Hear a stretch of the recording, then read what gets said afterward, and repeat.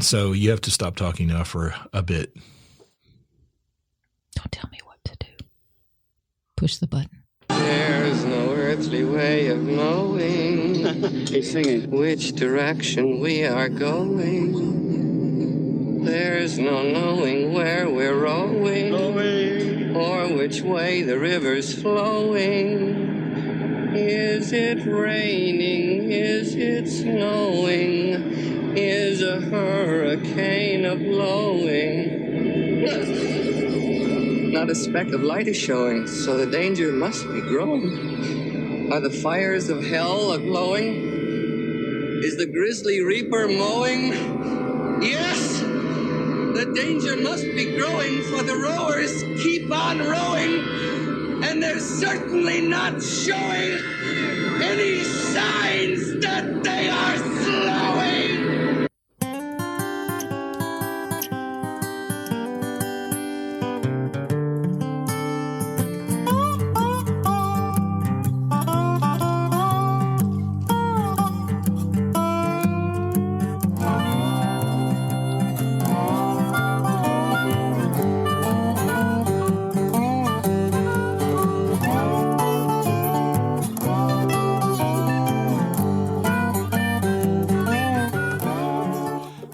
Greetings. This is the Long in the Boot podcast, the podcast coming to you from the heel of the boot of Southwest Louisiana. I am your host, G. Long. Sitting across the way from me is Deb. Hello, all. Hey, hello, all. It's been a while. It has been a bit. Yeah, we took a break. We did. We needed a break. We needed a break. I'm sure we all need a break from time to time. We did. And, all right. Do you still know your stuff? That's a good question. Let's see. Phone number 337-502-9011. Hey, The email, longintheboot@gmail.com. And we still have the website for I don't know how long. Yeah. Anyway, it's longintheboot.com. That one is the hard one for you. For all your past podcast needs. And I've been thinking about running some past podcasts. Well, I said that, and you said, yeah, and then you didn't do it. Well, I know. The problem is we're topical a lot of times. And, yeah, but you don't write shit down. And so they're not evergreen. That's the parlance in podcasting. If something has no reference to when it is, it's known as evergreen. And they can listen to it anytime. Well, yes. They can always go read the description. If it sounds like something they want to delve into, then delve. Yeah, but we went on a podcast following the assassination. Hiatus. I don't need to tell you which one. Took a little vacation, a little break. It was just, and that's all died down. It has. Which I knew it would because 2 weeks.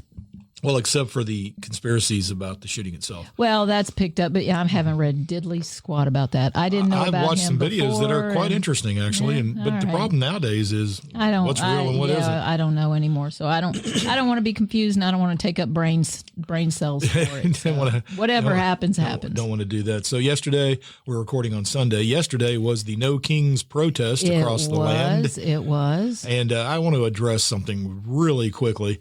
Before we get into our I've seen bunches of people who are attempting they're attempting humor and saying, well, the protest must have worked because we don't have a king. And I'm like, well, they weren't protesting that we have a king. No, they were protesting the behavior of someone who clearly wishes he could be king. Is a wannabe. Yes, and doing many things that kings would do, and also basically claiming kingly power. Plenary power, I believe Stephen Miller referred to it. Accidentally let it slip. He did. He did let it slip. He's attempting to say that the president can do whatever the hell they want with the military anytime they want because they have plenary power. Because they have complete, yes. Yes, and that just ain't so. Well, it depends on who you ask, I suppose. Well, that's and of course, the problem now is we have a Supreme Court that seems to be going along with the idea that we should have a king, and so that's scaring people. So I heard people going, I don't know why you're protesting. They're protesting because they're scared. They're worried. They see things happening. And they feel like they should say something. And there is nothing more American than a protest. Yes. It's in the first, for those of you who don't read the actual amendments, it's in the First Amendment, the first. Grievances. In fact, it's grievances that make up the Declaration of Independence for the most part. Yes. And many of those grievances. But, not everybody was on board at the time either. I mean, True. the whole country, or the majority of the country. colonies, not all colonists, were on board for separating. Well, what happened was most colonists were not on board for separating from Great Britain. But as Great Britain did, fun things like burn cities, destroy ports, murder people, they ramped up. Things ramped up. And, that's kind of, I think, what's going on now. You're seeing the numbers from the protest yesterday make this the largest single day protest in U.S. history. Very nice. Very nice. So that's really great. Okay. And I think it's great. I don't care what side you're on, just seeing people out like that. Yeah, coming out and expressing their And the inflatable costumes. Oh, all right. You know what? We'll get to all that. So great. And actually, that's your section, so we'll let. Well, I don't need to get into it. I mean, the frog. Well, no, it's about clothing. It's about how we present ourselves, and we have done numerous podcasts on this idea. No, this rabbit hole started with a golden ticket. It sure did. It did. It started with a golden ticket. Having my students are writing their Unit 1 essays at this very moment in time, and they're having to come up with their own definition for the personality traits of Americans, right? And we've read documents, we've read stories and accounts all the way back to 1781, and then up to 2004, I guess, is the last document or thing that we read.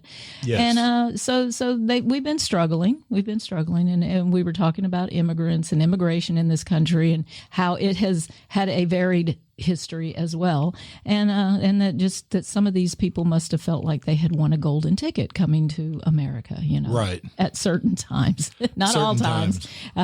And well, that just kind of led me down this path of I want a parade, I want an arch, I want a ballroom, so the Willy Wonka rabbit hole just kind of took off. Yeah, it definitely did. And then as we delved into that, I found so many interesting things about why Roald Dahl wrote it, the influences that he had growing up that stimulated this idea, and thousands of other ideas. I mean, there are like 800 words credited to him, gobstoppers. And he created his own language. And so, and it was the whining, the particular instance of whining was when the president was in Egypt. Yes. And he stood up and he talked about crime in America, and he began wishing he had Egypt's authoritarian approach to crime.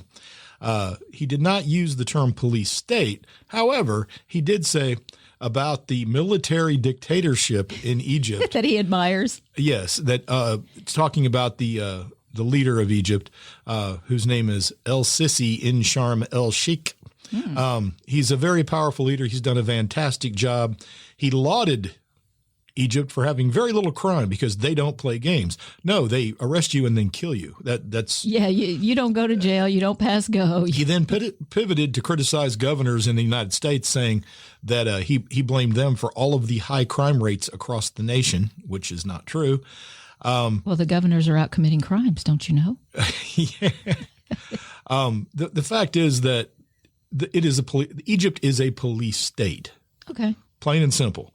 And Trump clearly wants to have that, that power. He wants to be the thumb on the. And my issue is Trump is praising this man, but he's ignoring all of the human rights abuses and the repression under this government. Oh, gee, the end justifies the means. If people aren't being killed and murdered by other citizens and they're only being killed or murdered by their government, well, then what the hell is the problem? So they have this stable government. Sure. What's the stability based on? What's the foundation? Fear. That's right. It's simply fear. So as soon as you pull the troops out of the city, then people are going to go back to their lives. Right. And they're no longer, so any criminals that were out there, if the police aren't tending to them. But much of what this administration does currently is based on injecting fear. Yes.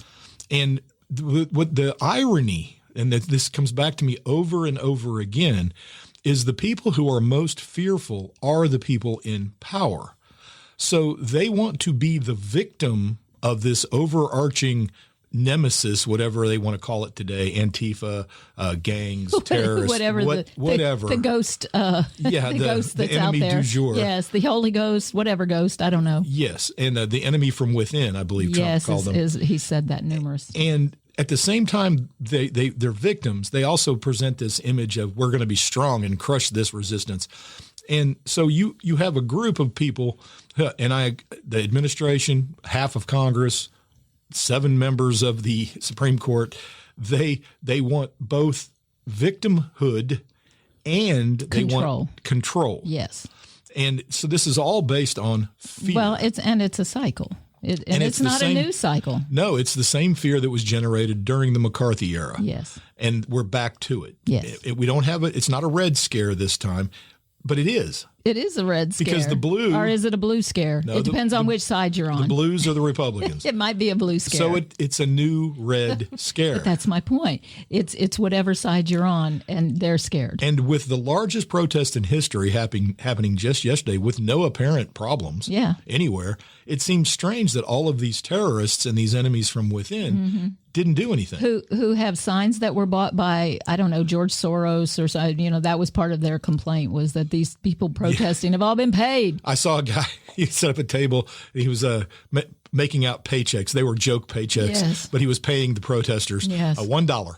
We appreciate you showing up. All $1. Right. So when I heard him doing that, it just reminded me of Veruca Salt in Willy Wonka going, well, I mean, it was both of us, in the car doing what we do in cars, talking. And what do we do in cars? Well, cars are too small nowadays. At this age, we don't. And at this age, let's not get into the past. However, let's not go there. Make me pregnant. And wow. Yeah. I know. Sorry, guys. See, he's out of practice. He's out of practice now. He's saying inappropriate things. But they're true. Well, at least there's that. All right. Well, do you want to dilly dally into the doll? Dilly dally into the doll. Yes. Okay. All right. Yeah. So Willy Wonka being our starting point. Now, the man who actually penned the tome. Who we have this moral tale. It's a tale of morality, is what it is. So when he was, I'm not going to go all the way back to his childhood and his family and the things that led him, but at the point that he was 13, his mother, along with the rest of the kids, because Dad had died of pneumonia just a few months after his eldest sister died of appendicitis. They had vaccines, didn't they? That's probably what killed him. That's probably what it is. Yeah. We won't even talk about. Well, I'll get to that one because that was his daughter. So when he was 13, the family moved back to Kent in England because Dad, on his deathbed, said, "I want my children to be educated in England because they have the finest school system in the world." Okay, so they go back to Kent, and he begins, and this is where he got all his background for his first book called Boy. He had to go to Repton, a prestigious school in Kent, and it was apparently kind of horrific. So he had stories of the younger boys who they called fags, and those boys were the personal slaves to the older boys that they called bozers. And there was beating and torturing of the new boys. Grooming. And other grooming. Yes, there was lots of grooming and just misery beyond misery. There was he kind of laid a lot of the scandal on the headmaster at the time, Geoffrey Fisher, I would assume, who later became the Archbishop of Canterbury and apparently called him a sadistic flogger. Sadistic flogger. Yes. Fisher is actually the Archbishop who crowned Queen Elizabeth II in Westminster. There's some discrepancy though about the dates that he was there and the dates that Fisher. So it's not exactly clear if Fisher was the sadistic flogger or if it was a different flogger. Yes, a different. Does it flogger really matter? Who came along. Flogging occurred. He was flogged. And somebody was flogged. He didn't like it, but he did get one thing that was positive out of all of that, which was about every couple of months, a gray box, a cardboard box with nothing on it, was sent to the house where he and the other boys that he was housed with stayed, and it was from Cadbury chocolate. Hey, Cadbury. And Cadbury was using, they used these boys kind of as taste testers. And then the boys would review the samples of these 12 chocolate bars that they test would send. subjects. Yes, and they would critique them. So he and his schoolmates took this job very seriously. And Dahl spent a good deal of his childhood at the school thinking about working for the chocolatier.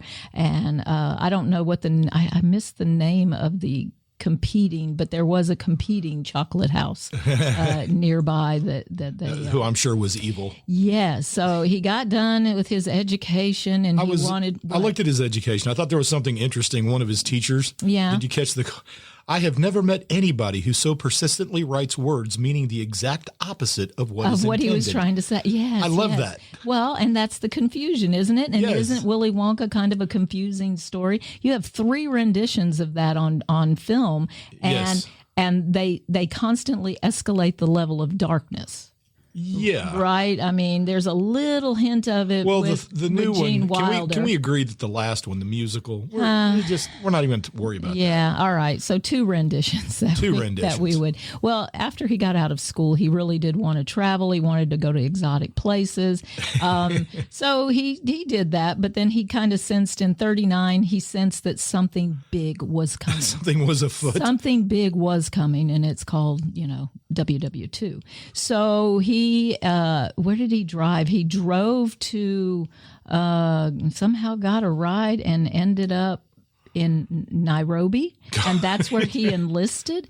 When he enlisted, he was awarded the rank of leading aircraftman. Well, he was already in Africa. Yes, he was already in Africa at that point because he wanted to travel. He worked for Shell. Yeah, he worked for Shell. Exactly. Thank you. After 8 weeks of basic and 6 months of advanced flying instruction, boom, he's in the RAF and he's ready for battle. Advanced flying instruction. Yes.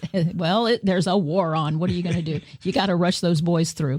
So, well, I looked at the plane that he was. His first one. Oh my God, that was a death trap. It was, absolutely, and the fact that he lived in that first one, so because his very first combat flight was a crash in the Libyan desert, right?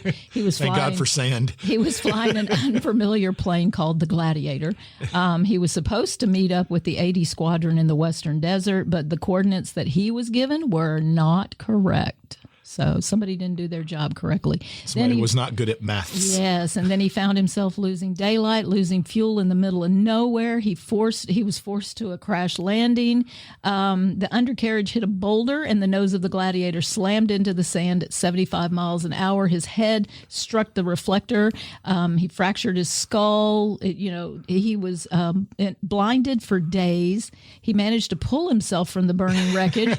Later was rescued by 3 soldiers from the Suffolk Regiment, and he convalesced for months in a number of various Army hospitals, and he was finally deemed fit to go back to flying. He was blind for 6 weeks because of massive swelling of the brain. Yes, and then, here we go, 1941. Oh, you're fine now. 1941, he's back at it now. He's back in a campaign in Greece. Let's see, where else? First trip out, he encountered enemy planes, shot one of them down. Next day, shot down another. His victory was short-lived, though. Yeah. A German Messerschmitt swarmed down upon him. He barely made it back to base alive. Over the next 4 days, he spent 12 more times he went up. He flew missions, and miraculously made it back to base each time. And finally, on April 20th, the Germans discovered the camp where they were at, but luckily they didn't hit any of the remaining aircraft. They only had 7 aircraft left. He and the other men in Squadron 80 fought bravely for many more months with those 7 planes. And he described this at length in a book he titled Going Solo. The battle there in Greece is one of the in history, it's considered one of the great stands of the British military because they were completely outclassed, outnumbered. They had not nearly enough planes. They were completely out of their element. Yes, at this point, and the Germans were at that point. The Germans were at their highest point in their war. Stalingrad had not happened yet. They were doing nothing but winning. Nice. Well, he went back to England about that point and met up because of his personality. He met up with an artist named Matthew Smith, and somehow he managed to get shipped off to the United States for the British war effort as assistant air attaché.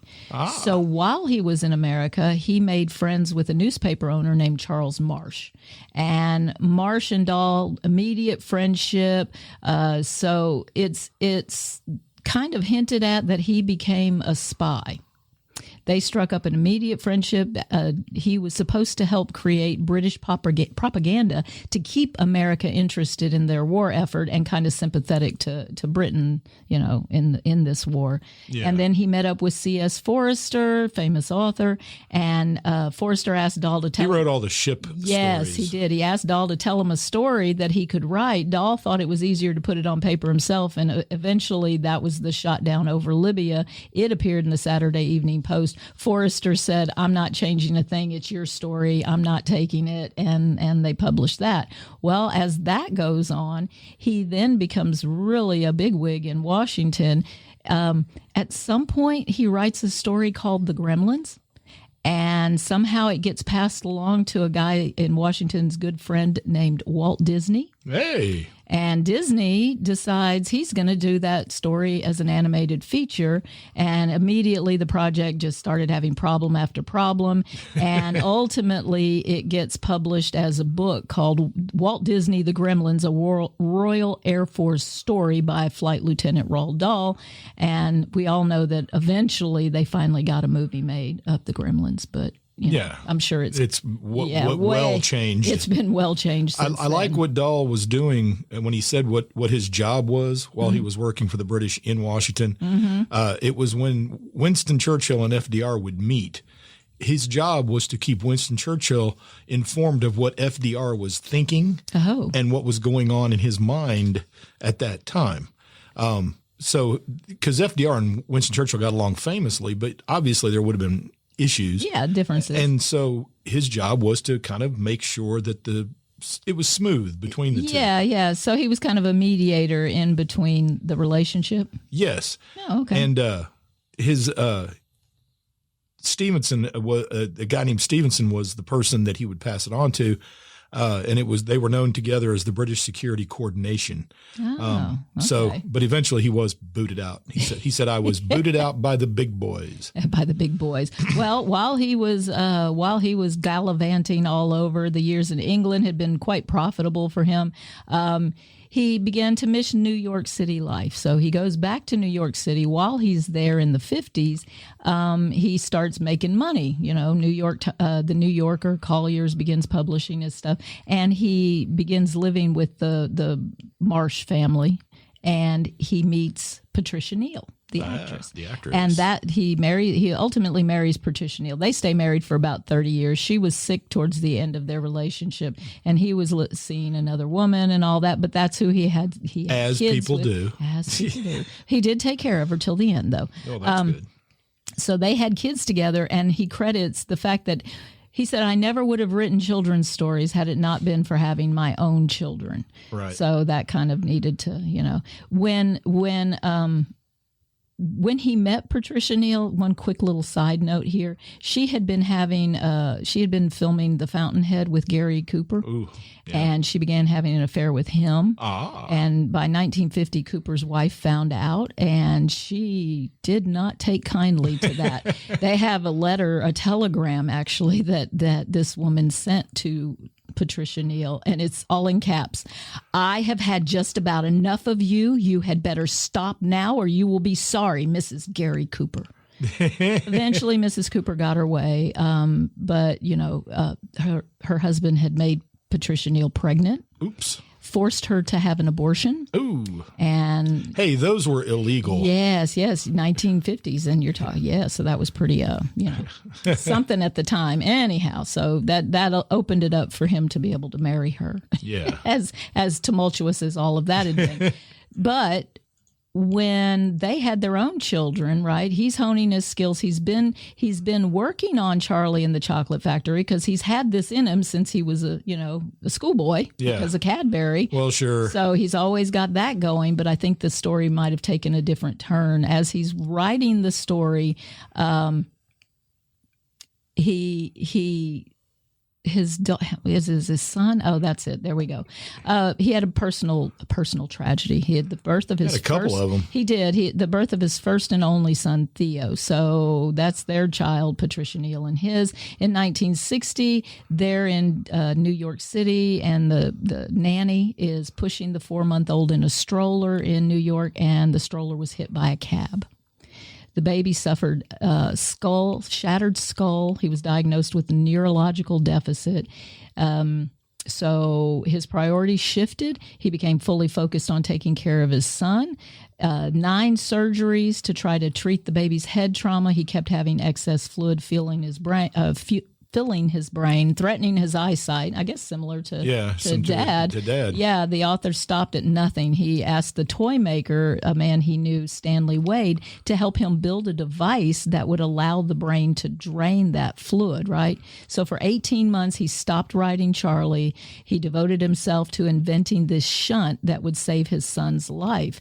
It didn't actually happen for his son. His son was on his way to recovery by the time the device was completed, but they helped 3,000 other children with that device. So he goes back to writing Charlie. It's the first shunt. Yes. Isn't that amazing? Yeah. So he goes back to writing. He thinks he's going to get a fresh start. They go back to England. It's just 2 years later. It's been 2 years. His wife now is off filming with Paul Newman. Oh, dear. Yeah, I know. 62. And he begins working on Charlie again. Then his oldest daughter, 7-year-old Olivia, comes home from school with the measles.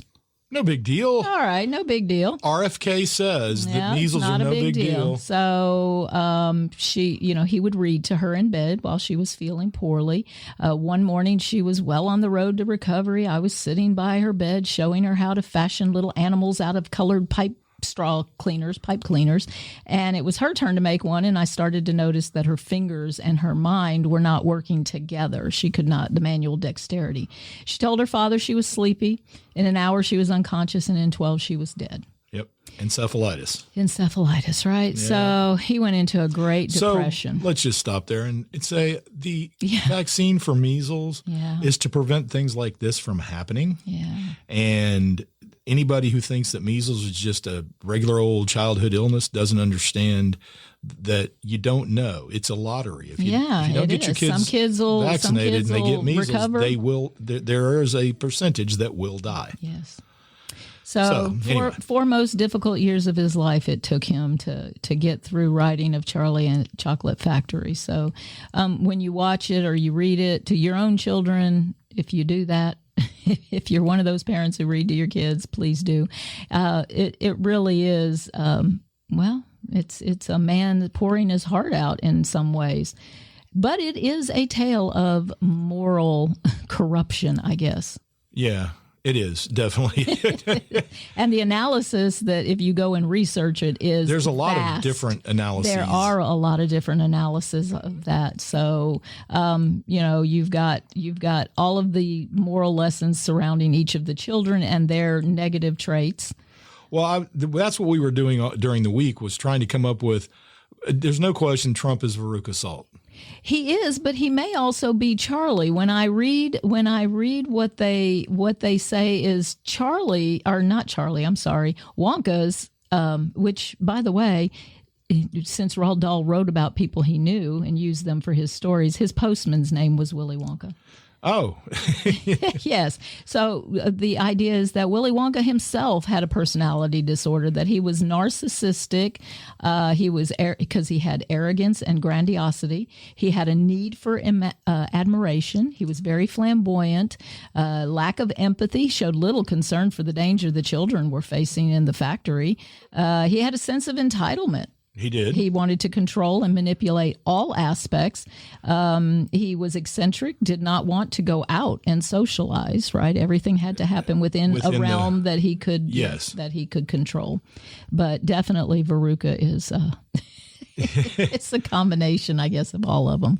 And of course you've got, I guess in a way, I mean, the fact that he enjoyed the chaos and the distress of those kids. Yes. That's very well, familiar. he left them with all that uncertainty, right? They didn't Right. exactly know. Actually, recently too, if you want to go to the woke side of things, they got rid of, in the new publications of the book, Augustus Goop is no longer called fat. Right. He is grand. Grand. And they don't call they don't use the word ugly anymore. Beastly. It was ugly and beastly, but they don't use that ugly part anymore. So the language has been softened, I guess. Yeah, in the Oompa Loompa songs, people have real problems with some of those. Yeah, well, they're the workforce. But They're the peasants. they are the peasants. Maybe. Maybe. Well, he had to change that too. Yeah. Originally, it was black pygmies from equatorial Africa. Yeah. And they went, "Oh, that's Well, and you know who the one of the bad guys in the story is the device. It's the screen, right." right? The screen is The screen. Mike TV. So Dahl was way ahead of the game. Oh yeah, he on knew the that was screen. going to be a negative negative thing. Capitalism is also part of that negative aspect of the story. The competition between the chocolatiers, the temptation Charlie faces. Yes. Yes. Are we just going to take if they offered us all universal income, would we just take it? Well, it would depend on what that means. Can you provide for your family? Can you feed yourselves? But in America, that's not just about providing. It's also We want providing. more. We Yeah, want the but- bread and the circuses. Yeah, but we're driven by the desire for what the screen gives us. Yeah. I mean, You just clearly. want more because you keep seeing it, because they keep shoving it at you. And the screen now presents information, but most of what's out there is either created from bias or from bots Yes. and algorithms. That's the key. Once they have once you they pegged. know, yes, once they know what you want or what So you like. we have a surveillance state. It's just that the government's not doing the surveilling. It's corporations. Yes, watching you. Well, but now isn't that going to transfer over, and you're going to have companies like Palantir and what is it, BlackRock? Is it BlackRock? Is that what the name Yeah, of that's it is? one of them. Palantir is the one that's really scary. But like when you look at the list of who Trump had at the dinner to raise money to build this ballroom. I want a ballroom now, and it's even grander in size than it was going to be before. And remember, he also wants an arch. And the arch now, well, that was what was driving Arch de me. Trump. When I got up, what was it, maybe 5 days ago, it wasn't even that long ago, and I come across that. And it's like, you want a damn arch? Yes. It's not your job forever. It's Yeah. not your house. It's not your job. It belongs to us. You're spending our damn money that we go to work for. Yes. MF? And also taxing us without the consent of Congress. When you throw on the tariff Tariffs. taxes, I already pay taxes when I put gas in my car, when I buy my groceries that have all increased in price. Okay, Yep. not gas. Gas has not gone up. It hadn't gone down. It's stayed around. Staying around $2.50. But we can live when it stays in a reasonable range. Yes. But when things go up by the week, But we are subjected to lies daily about prices. Oh, their prices are going down. No, they're not. I do the grocery shopping every week. I know exactly. how much it costs, How and much how much things it have costs gone now. up. Yes. And don't pee on my leg and tell me it's raining. Mm-hmm. It just, Oh, it's nice warm rain. Look, yeah, nice warm yellow rain. look how yellow. So- You need to drink more water. It's too yellow. So yeah, when you watch Willy Wonka and you put it in that kind of context, it is really fun. And of course, you've got Augustus Gloop is the corporate world. the gluttons. gluttony, They want yes. everything. Forbes magazine calls Willy Wonka a messed up CEO, right? It's a twisted morality tale. Absolutely. Violet Beauregard is just rude. Well, Well, Violet Beauregard, what does she want? She wants to win yeah, she wants to win. at all costs. All things. All costs. And so when she finally does win and gets everything she wanted, she bloats up like a Yeah, like a because you blueberry. can't, or your ankles swell and You're just puffy all over. Oh, Puffy all over. Well, and speaking of rudeness, we have to take it back to this past week. On 2 occasions, one of them was the Levitt woman responding to a reporter who asked, "Who was it that chose Belarus?" No, who was it that chose Hungary? Yes, as the place to meet with Putin. Yes, to sign the and her answer, agreement. Your mama. Your mama did. Your mama. Yeah. And then they asked another administration official. I don't even remember the name, and I'm not going to go look up the story because it's all just so stupid. Childish. They did something similar, and he gave the same answer. Yes. So this is going to be the kind of we used responses. to be a serious nation. Yes, we're not serious anymore. And that's the problem. I think that's really, in a nutshell, for me, besides all of the violations of certain amendments within the Bill of Rights, that's my issue. That's the whole thing about the No King's protest. It's not that he's a king. No. It's that he's acting as if he were. And he would take it if it was offered. If they offered him a crown, he would absolutely take it. As long as it's gold. It can't be just painted gold because gold paint doesn't translate. It has to be real in gold. Roman history, Cincinnatus was called out from farming. He was a great general, and they were having an insurrection. So they offered Cincinnatus the crown, which he accepted, saying, when this is over, I'm giving it back. I don't want it. And actually followed through. Yeah. That's the keynote of a benevolent leader. He could have had all the power. When they offered that same kind of power to George Washington, the father of our nation, what did he say? He said, no, I will not be a king. We fought against that. Yes. That's the whole thing we've just separated from. The article from Forbes magazine using Willy Wonka as a corporation and yes. Willy Wonka as the CEO. He says rich people can be bonkers in ways the rest of us can't. When Gene Wilder took the role, one of his conditions was that when he first appeared on film, he got to walk with a cane and a limp. Right. So that he could then throw it away, somersault, pop to his feet, and just show the whole thing was a ruse. And Wilder said his reason was because no one will know from that time on whether I'm lying or telling the truth. Hey, that's a pretty good analogy for what's going on today. Exactly. So the world, that's how he gets away with a lot of it. That is exactly how, because he's doing the weave, and maybe he means to. Maybe he means to be acting like a dementia. And now the problem is you can't tell the difference between the weave and the dementia. Which is that, a weave or a dementia? Yeah. Yeah. And of course, I always go back to the 2 lickspittles behind him, Russell Vought, the architect of Project 2025. Well, and they really are. One thing he didn't lie about was that his administration was going to be transparent. And they are being transparent about what they're doing. But, they're being transparent sometimes. They have clearly told us what they plan to do. But when they do if things... If you pay attention, we know. But when they do things, they're not transparent. When they blow up a boat in the Caribbean and say, well, they were carrying drugs. Well, okay, can you show us the proof? The answer is no, they cannot. They won't. Because they don't have it. Right. We still haven't seen...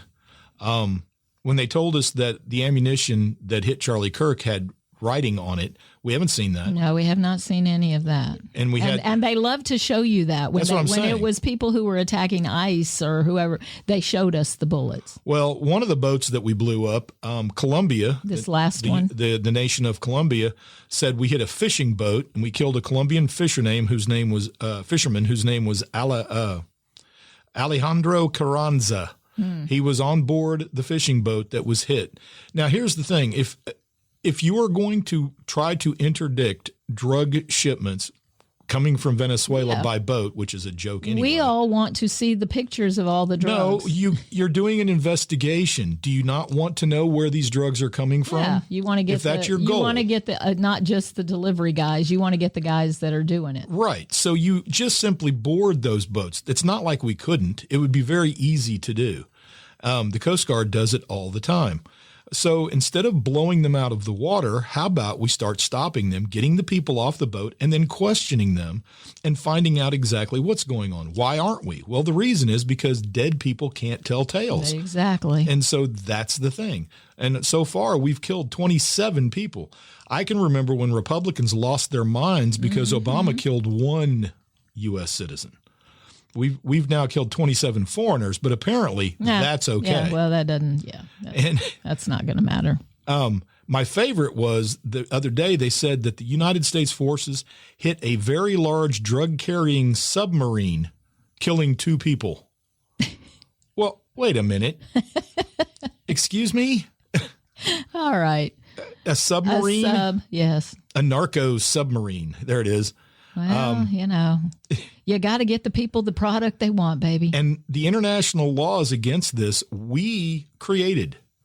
Our nation was behind creating these laws about blowing up boats in international waters.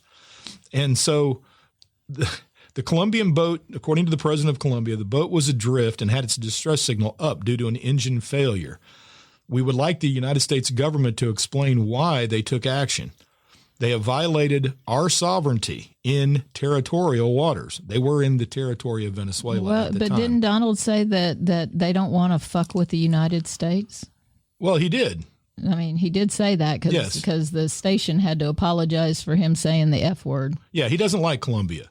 Now, he does like Argentina. Yeah, he likes Argentina. $40 billion. While our government is shut down, he's giving billions of dollars to Argentina. Yeah. But you're going to love how he does it. Well, yeah, he's got to be sneaky about it. They're buying worthless Argentinian money. That's $20 billion. The first 20. Yes, the first. And then Besant has formulated a new way to get his friend in Argentina another $20 billion. Because who doesn't want a friend that can get you $20 billion? I mean, well, hey. Besant, do you want to be my buddy? Here's the fun part. So Besant, Treasury Secretary, who's 100% in support of all these tariffs. Well, he's a millionaire too. So the tariffs were instituted. China stopped buying our soybeans. Soybean farmers are going out of business. Oh, yes. Well, no, he's about to subsidize them. Well, it's too late. It'll be too late for this season. Well, yeah. So they're just in debt. They're in debt. Even more. Anyway, China stopped buying our soybeans. Well, Argentina grows soybeans. And guess who they're selling their soybeans to? To China. So Argentina, our friend. And what are happening to our soybeans?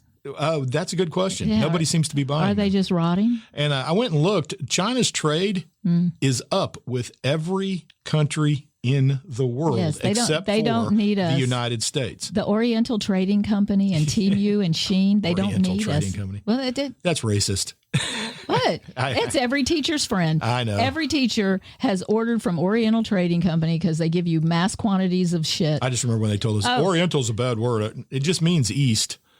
Yeah, okay. That's all it means. I'm old, so I don't care about all that.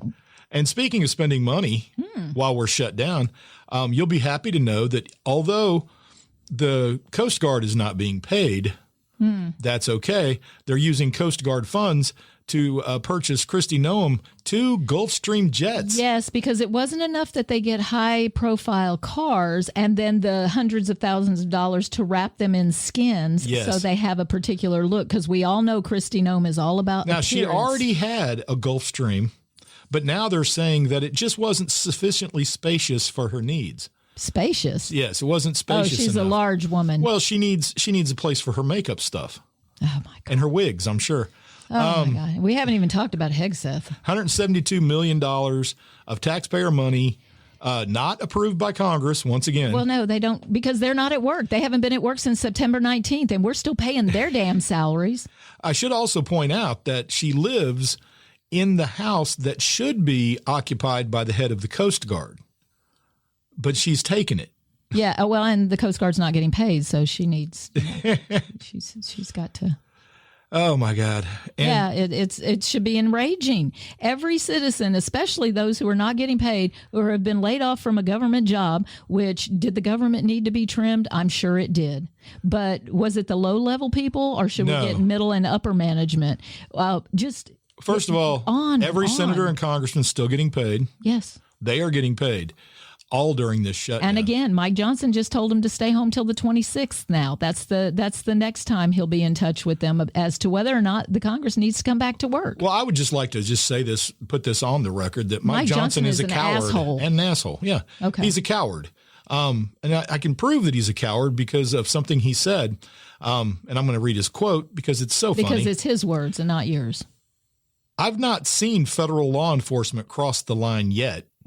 And we have committees that are jurisdiction who have that responsibility, but it's not risen to that level. What I've seen is the abuse of law enforcement by radical leftist activists. You know, most recently, the most threatening thing I've seen yet was the naked bicyclers in Portland who were protesting ICE. I mean, it's getting really ugly. They have attacked, physically assaulted officers. People have been arrested. Okay, this is serious business. Naked people. So the most threatening thing he's seen has been naked people on bicycles. Clearly Antifa. And I did see a picture of one of these bicycles, and yeah, he's scary. Wait a minute. I'd be worried about getting something caught in the chain. Did they have Subway sandwiches? Oh, I don't know. Because that's part of the revolution too. Well, a 15-year-old was charged with assault for throwing an egg at one of these soldiers. And that actually leads me to, because I'm all about this Operation Inflation Rebellion. I feel like, and I've got an actual kind of story about the idea that if an officer is harassing a peaceful protester who's in a wiener dog costume or a unicorn suit or a frog or an inflatable frog suit, it just makes the violence really clear as to who's doing it. So you're trying to call an insurrection act on Barney the dinosaur? I mean, come on. They really went into how in the 70s and 80s and even in the 60s and how protesters would come out. In the 80s, students in New Zealand dressed as bunnies to object to the education funding cuts that their country was doing. They dressed as clowns for demonstrations against their country hosting South African rugby during some apartheid situations. Yes. So it's not just us, right? We know that's right. But it really does. If you dress the same way they're dressed in preparation for battle, then you're there to fight. Yes. But if you show up and protest in a frog costume, and dear God, please, everybody across this country, if we're going to have another No Kings, I want 9 million in frogs. Inflatable frogs. How do you? The world has to take notice. This is a visual operation. Ribbist. We're all ribbist. I mean, the resurrection of a battle in this way really does and that's the problem right now with all of them sending troops to cities to supposedly put down crime, which really that's not the reason. The reason is to instill fear. Yes. But a judge has now had to issue twice orders that every single agent has to wear a body camera, and the Justice Department and Homeland Security are fighting that. Now, well, it's going to be expensive to equip them all. Doesn't with matter. cameras. Why would you not want your people wearing body Why would cameras? you not want valid defense of their actions? Exactly. Because they're not truly trained well. They're just a bunch of yahoos. They came out of the woodwork. They came from rural corners of the country. Sure, it's the Proud Boys. I will guarantee you that members from January 6th at that insanity are now dressed as ICE agents harassing brown people. No, it's we call it what it is. It was an insurrection. I know they keep using that word on the leftists and saying that they're, the insurrectionist, but we saw it happen. Well, they had signs that said, "Hang Mike Pence." Yeah. There you go. During the civil rights movement, abolitionists employed a clothing strategy too. In the 19th century, anti-slavery activist Sojourner Truth, she had a tendency to wear really simple, modest Quaker dresses. It wasn't the fashion of the time, but it was her way of saying, I am a frugal, pious woman. Civil rights demonstrators were told to wear formal business attire and dress shoes because it was their way to show dignity and humanity in the face of the dehumanization. These folks were domestic or blue-collar laborers, but when they protested, they wore their Sunday best. You go. Because, like they said, when you wear an A-line skirt and heels, what you're signaling is this is a peaceful protest. We're not here to get our Sunday clothes dirty. Well, I like that, yeah. That's the way to do it. Yeah.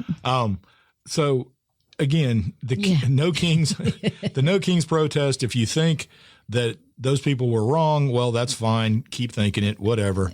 The fact is that if you just follow history, read it, learn about it, especially the rise, and I hate to use it, but good old Hitler, who liked to build really big things, like arches and stuff like that. And big banners, and he loved to have stuff dedicated to him. When Thomas Jefferson was writing up the Declaration of Independence, and if you haven't read it, I encourage you, please.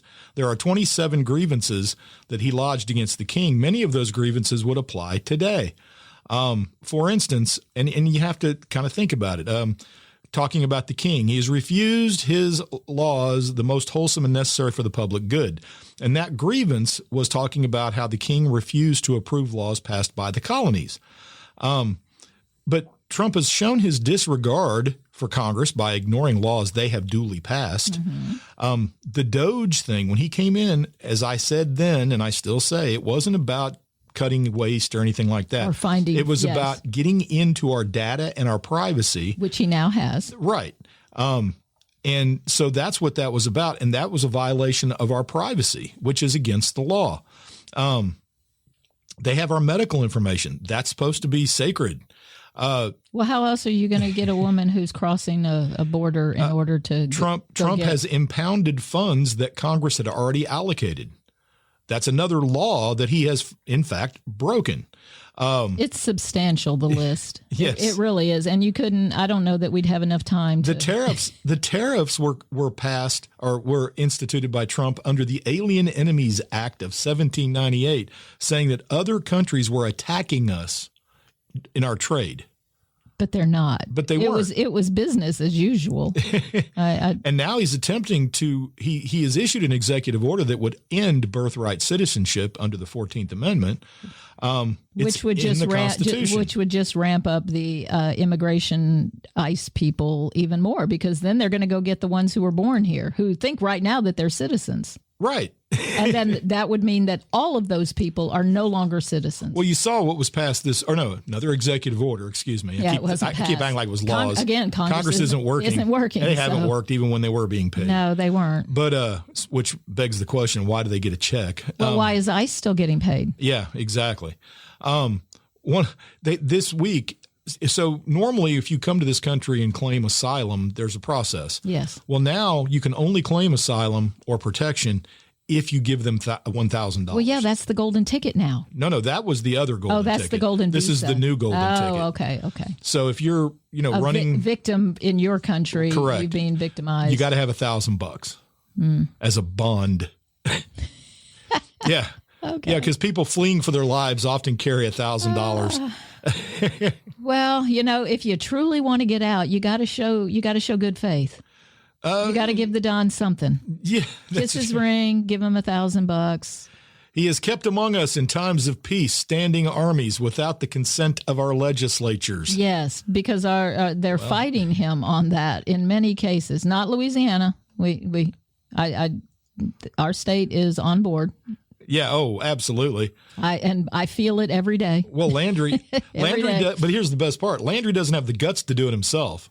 He could call up the National Guard. Exactly. If there's so much that you're concerned with and you truly care about your people, then why the hell haven't you been defending your state? He wants Trump to do it, so if it goes bad, he can say, it wasn't me.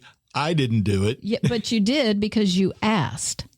and again, we still have that. We know that you asked. We heard it. For imposing taxes on us without our consent. That's tariffs. That's tariffs. But I know people who are still claiming that those are not taxes on us. Well, what else would they be? You know what? Everything I read says the stock market is doing great. Stock market's not an indication of the economy as a whole. Wealthy people in this country are carrying the weight of purchasing right now. The top 10% spend 50% of what we. So the stock market works the same way. So the economy seems fine, and the people that we know that make high numbers yearly, yes, they feel like this is all okay. Correct, but the average person is suffering because of this. And if they're if the subsidies for the Affordable Care Act go away, yes, millions will lose their health coverage. And you think that emergency rooms are a problem? They're going to be a huge problem because aren't they? They're required. How will they handle that then? Will they just require doctors and nurses not to treat people that come in that don't have insurance? Will they violate their oath? Well, no. Ronald Reagan passed a law. Yeah, but will you stop with this idea that laws are real? Well, see, that's the thing. I still believe laws matter. Yes, and I do too. And I don't want a dictatorship. Apparently 7 million people yesterday think that too. But 7 million's not 380 million, which is the population of the country, something in that range. Well, but the numbers are still the same kind of thing. Look, Vietnam was stopped by the actions of a small percentage of people. The American Revolution we were a different group then. No, it's still the same thing.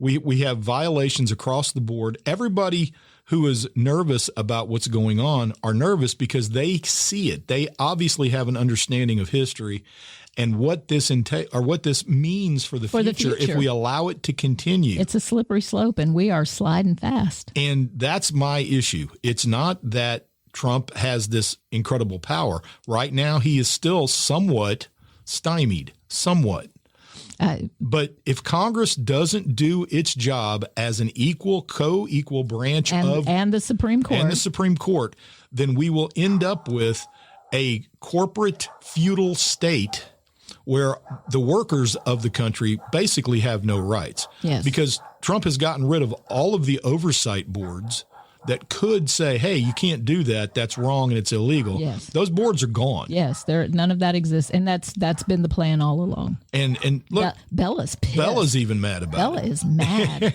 I'm mad too, Bella. So this is the problem. We've had, as far as environmentally, the Clean Air Act, the Clean Water Act, the Civil Rights Act, the Voting Rights Act, the American with Disabilities Act, the Affordable Care Act, the Inflation Reduction Act, all have been undermined by this and administration. we're not even talking research and things like that. Exactly. Not even there. We haven't even, there's so much we haven't touched that he has violated. And they've denied disaster relief to Arkansas, North Carolina, West Virginia, and Washington. He threatened California with denial of all federal funds if they didn't basically get on board with his vision. Yes. Well, he said the same thing about the shutdown. I'm permanently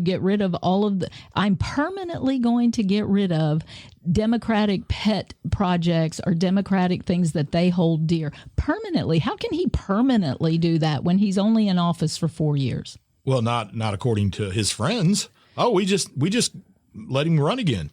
So we're just going to ignore the Constitution again. Well, we keep doing it, and it doesn't seem to. I mean, it's not causing any problems. So far of the people they've picked up, 170 have been citizens who were harassed and but they jailed. picked up thousands. So and we don't know what's happened to many of them. You cast a wide net, maybe you're going to get some innocence. Oh, sure. Yeah. No, what's the problem? There's no problem. No, there's no problem there.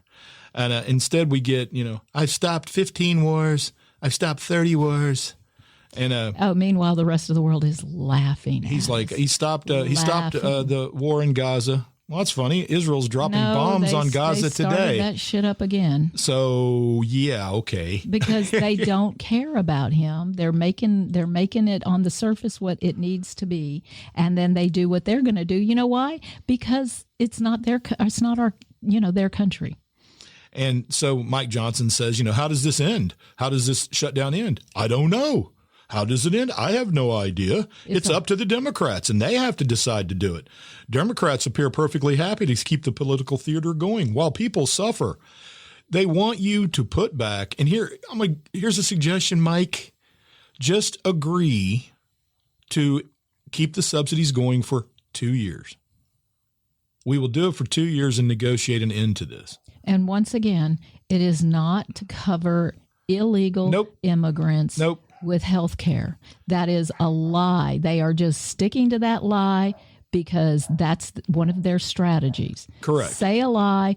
If somebody disproves it, you just keep repeating that shit, and eventually that's all the people know. Right. And the fact is they cut the subsidies in the big, beautiful bill. Mm-hmm. And now they're saying the Democrats want to add all this money. They're not adding money. They're not adding. They're putting back they want to put what back was cut. the subsidies. And That's it. And it wasn't to cover illegals. No. Illegals are not covered the only under the coverage they Affordable get, Care Act. The only thing they get is if they go into an emergency room, they're going to get treated because of a law that was created by Ronald Reagan. Yes. You want serious Republican Ronald Reagan. Ronald Reagan. Yeah. You may not have liked him, but at least you knew what he stood for, and when he said it, he meant it. I believed him. He didn't have to do. It was when we weave. still had some dignity in our political system. Yeah. Well, again, we used to be a serious nation. Yes. Okay. And it's just it's gotten to the point where every day.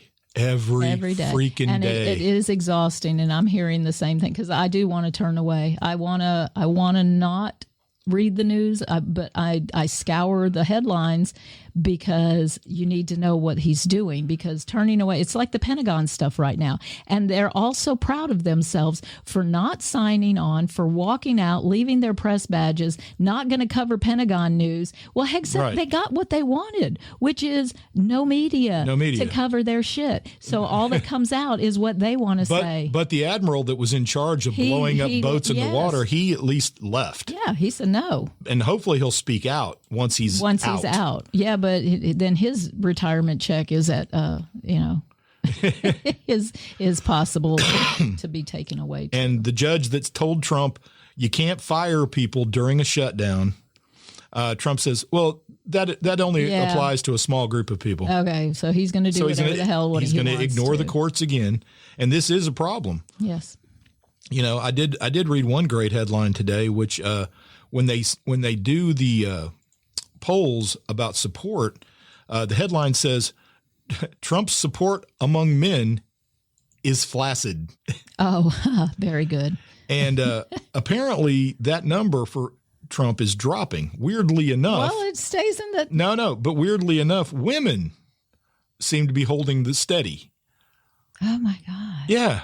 Well, they think they get to be trad wives, I guess. I guess. What did South Park call them? Good Christian. So what they want are really strong men who are really, really scared. That's bizarre.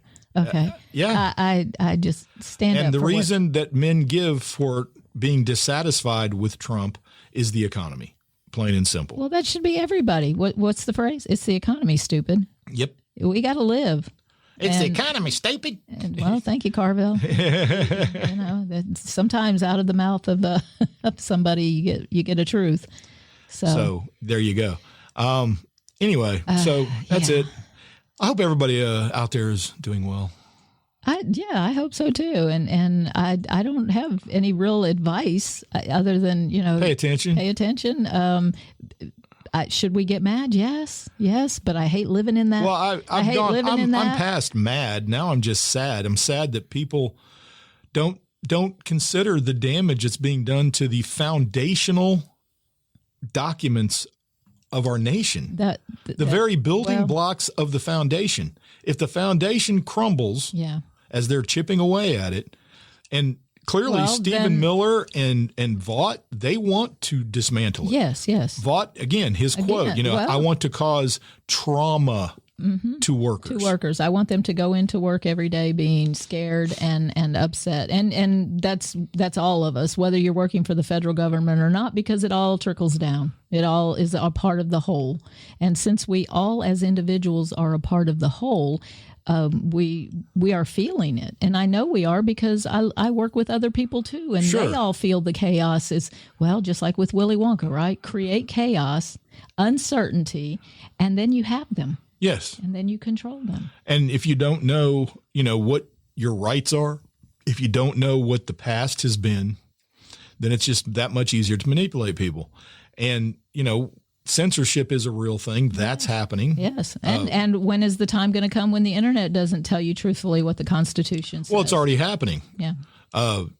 Meta and Google have started altering search results for certain phrases out of deference to the Justice Department. And a lot of people, I think, didn't go out yesterday because they were also, there's talk of surveillance. Yes. There was one woman hurt at a protest when a MAGA supporter ran over her with his truck. Oh, said they were in his way after he ran away, and then they caught him. Oh, I didn't see that. He jumped out of his truck and took off running, and then said, "Well, they wouldn't get out of my way." Well, the area was shut down for a protest. I was going to say it was a protest. Yeah. Clearly, you could see that there were a lot of people there, and you probably didn't. Maybe you just wanted to kill somebody. You just didn't. She didn't die, but. Well, that's a good thing. Yeah. We didn't need any of that happening. Yeah. No more kings. All right. So there you go. Yeah. That's where we are. That's some stuff happening. See, and I just could not bring myself after the whole Kirk thing because you just didn't know where it was headed. And, well, I did. Well, it died down like we figured it probably would. Right now, I don't know that there's a whole lot of, consequences to people saying negative things about Kirk. I think there are. There still are some legislation going on in some states. And again, I don't care about anything negative about Kirk. He was murdered. Yeah, he was murdered. Yeah. A man was murdered. A father was taken from his children and his wife. That's my thing, and everything else pales in comparison to that. Well, but I also don't think he's a martyr for some special cause that they're going to use. The only cause he may have been a martyr for is free speech. Right. And if that's the case, then there are plenty of martyrs available for free speech. Yeah. Well, but those are the ones that cause all the problems. Well, especially when you're exercising your free speech to complain about the government. Apparently, then you're a fascist. Yeah. Twisting your words. Twisting. So we will come back when we come back? Yeah, it's not going to be. I don't know. We're debating a schedule, a routine. Maybe once a month, not twice. Yeah. And so, because I don't want to talk about him every time, and that's why I needed the Charlie. I needed the chocolate factory to kind of help cleanse my palate. Sweet chocolate, and an everlasting gobstopper. Yes. So hopefully, but I've missed our conversations. We have conversations. Sometimes. Not like married couple conversations. I'm just meaning like, people conversations. We have married couple conversations when we're not, with the headphones on.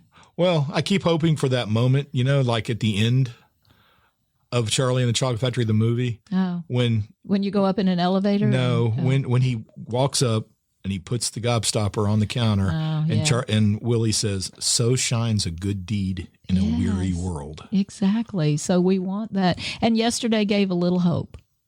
You're hearing this on Wednesday, but on Saturday, the protests across the country maybe gave a slight glimmer of hope. Yeah. Because that's what we're looking for. We want, and is there not a honest politician? Does it corrupt everybody? Is money corrupt everybody? Release the Epstein files. Oh, shit. Stop being. Why are people working so hard protecting to protect pedophiles? I don't care what. I don't care. Pedophilia knows no party. No. Well, it clearly knows bank accounts, though. Yeah. And we didn't even talk about all the releases from the young Republicans and all their Nazi homophobic nonsense. My God. And then Vance J.V. Dunce they're trying to cover it up. Oh, they're just kids having fun. They're in their 30s. They're not kids. They're the same age you were when you ran for Senate. Yeah. Dumb fuck. Hey, watch your language. I don't care anymore. Your potty mouth. They're allowed to. I've always had a potty mouth. You know that about me. Sometimes you just can't. I know you can't express it any other way. I don't use those kind of words or that kind of language. And you've always judged me harshly for it. I know you have. I certainly would. I'm clean in my classroom though, so please don't send a letter. Oh. Yeah, I don't curse in my classroom. No. That's our business office. That's right. I teach my kids that. You have to learn in the business world how to behave in a business by the way, office. some of you who have high school kids, man, do they cuss. Ooh, my Lord. My Lord. Yeah. Or currently they've picked up the third grade thing and go, 6, 7. No, they do not. They don't do it because they know it's a middle school thing. Well, I had one do it, and then I just got in his face and went, 42. And it confused him completely. What is that? I said, well, I'm not telling you. All right, Willy Wonka. You pulled a Willy Wonka on him. You figure it out.